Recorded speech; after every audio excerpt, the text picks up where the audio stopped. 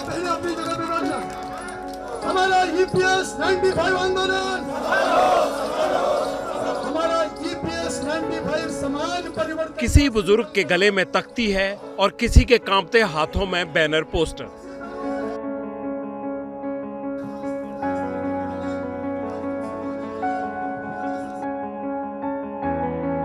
उम्र के जिस पड़ाव पर जिंदगी बेफिक्री और सुकून में कटनी चाहिए, उम्र के उस पड़ाव पर ये बुजुर्ग अपने हक की लड़ाई लड़ने को मजबूर है। मेहनत की कमाई का हिसाब पाई पाई का, हिसाब पाई पाई का, मेहनत की कमाई का हिसाब पाई पाई का, मेहनत की कमाई का लेकर रहेंगे। बूढ़ी आंखों से बेबसी दर्द बनकर छलकती है। इनसे मिलिए, ये आशा शिंदे है, उम्र 65 साल और EPS यानी एम्प्लॉय पेंशन स्कीम में पेंशन धारक हैं। हर महीने 1000 रुपए की पेंशन मिलती है। महंगाई के इस दौर में घर कैसे चलेगा, मोदी सरकार से इसी का जवाब मांगने महाराष्ट्र से दिल्ली आई है। जंतर मंतर से आवाज सरकार के कानों तक पहुंचाना चाहती है कि ये भारत देश है, यहाँ वचन निभाना जाता है, यहाँ छोड़ना नहीं जाता। ये राम राज्य है, हमारा ही पैसा है, वही हम मांग रहे हैं। हमें तो के 7,500 रुपए और हम दोनों बुजुर्गों का अच्छे से रहना, अच्छे से खाना, यही बात हो रही है। इससे ज्यादा हम मांग नहीं। 80 साल के बुढ़े काम पे जाते हैं। ये कहानी अकेले आशा शिंदे की नहीं है। इनसे मिलिए, ये गीता वर्मा है, अपनी बुजुर्ग साथियों के साथ लखनऊ से दिल्ली पहुंची हैं। इन्हें तो 1000 रुपए भी पेंशन नहीं मिलती। मजबूरियां और भी हैं, जरा सुनिए, आंखें न भर आएं तो कहिएगा। सब लोगों को जो मेडिकल सुविधा होती है, वो मेडिकल सुविधा, एक सिलेंडर के हम लोग की दवा नहीं आ पाती उसमें। इनसे नहीं मांग रहे, हम लोग अपना पैसा वापस मांग रहे। गीता, सुनीता, रीता और बबीता हक की लड़ाई में किरदार बदलते हैं। गुमनाम भीड़ में कई ऐसे बुजुर्ग पेंशन धारक भी मिले जो EPS से मिलने वाली पेंशन से BP शुगर की गोली भी नहीं खरीद सकते। पेंशन मिलता है, उसमें हमारी BP की गोली, शुगर की गोली उसमें नहीं होता।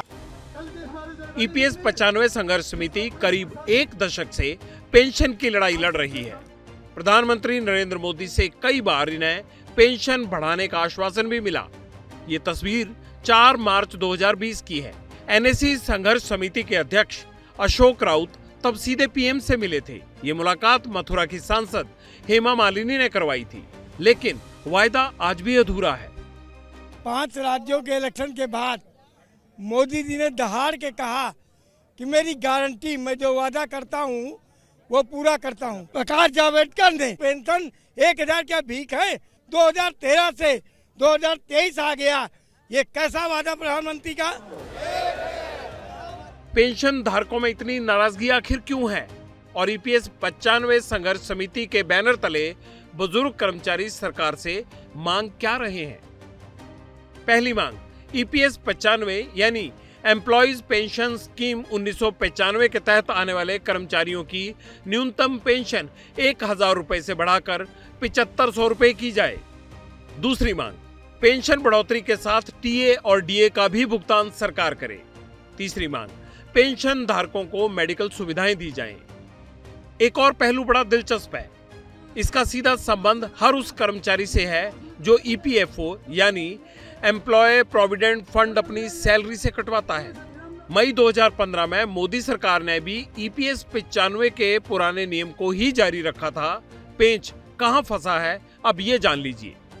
हर महीने 417, 541, 1250 पैसे भरे हैं, तो औसतन 550 का भी हिसाब 30 साल का लगाओ एक RD का, तो आपके कम से कम सरकार के पास 20 लाख रुपए बनते हैं। हमारा 20 लाख तो गया, वो वापिस नहीं आएगा, वो डुबा दिया उन्होंने। 1171 एवरेज पेंशन है पूरे हिंदुस्तान में वृद्धों की। अशोक राउत हजारों पेंशन धारकों के साथ अमरण अनशन पर बैठ गए हैं। जंतर मंतर से सरकार को जगाने की कोशिश हो रही है। देश भर के पेंशन धारक आंदोलन में शामिल हैं। इनमें महिलाओं की तादाद सबसे ज्यादा है। अगर मांगे पूरी नहीं हुई तो ये आंदोलन और बड़ा होगा, जो आगामी लोकसभा चुनाव में बड़ा मुद्दा बन सकता है।